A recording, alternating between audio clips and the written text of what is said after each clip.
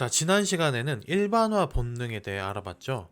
이 일반화 본능을 자신이 사는 세계만을 기준으로 생각해서 이제는 충분한 소비 시장이 된 아시아와 아프리카 시장을 전혀 고려하지 않으면 안 된다는 예시를 통해 알아봤습니다. 자, 이와 반대로 우리는 늘 서양권이 계속해서 성장하고 앞서 나갈 것이며 아프리카가 가난하고 우리보다 뒤처질 운명이라는 생각을 합니다. 하지만 사실일까요? 책 팩트 플리스의 운명 본능 편에서 이 내용을 알아봅시다. 아프리카는 우리를 따라잡을 수 있다.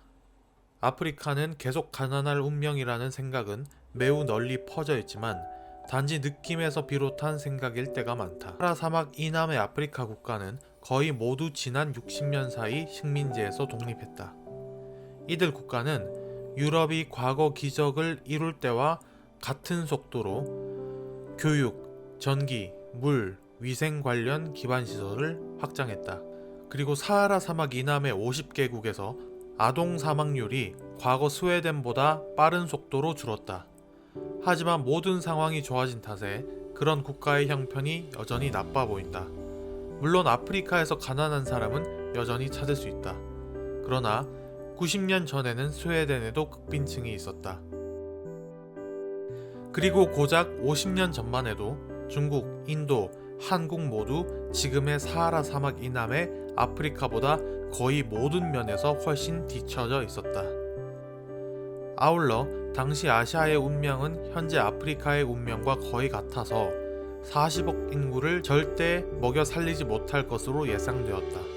오늘날 아프리카에서 극빈층에 갇힌 사람은 5억이다. 이들이 계속 그렇게 살 운명이라면 이 특별한 집단에는 이미 극빈층을 탈출한 아프리카 사람을 비롯한 전 세계 수십억 인구와 비교해 뭔가 유일무이한 특징이 있어야 한다.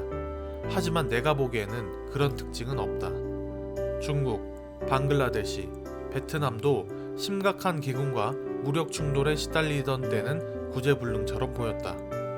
운명 본능은 아프리카가 성장하지 못할 것이고 반대로 서양의 지속적 발전을 당연한 것으로 간주한다.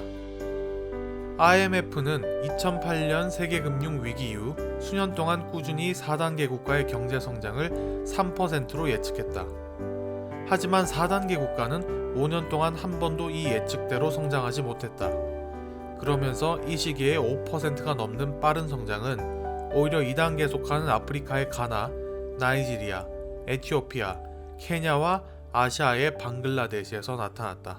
이 문제가 중요한 이유는 옛 서양에 기반을 둔 기업에서 일하는 사람은 중간소득 소비자 시장이 역사상 가장 크게 확장된 아프리카와 아시아 시장을 놓치고 있는 셈이다.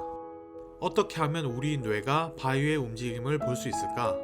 어떻게 하면 우리 뇌가 지금의 상황은 예전부터 늘 그랬던 것도 앞으로도 늘 그럴 것도 아니라는 사실을 인지할 수 있을까? 사실 충실성은 비록 사소한 변화라도 조금씩 쌓이면 큰 변화가 된다라는 사실을 기억하는 것이다.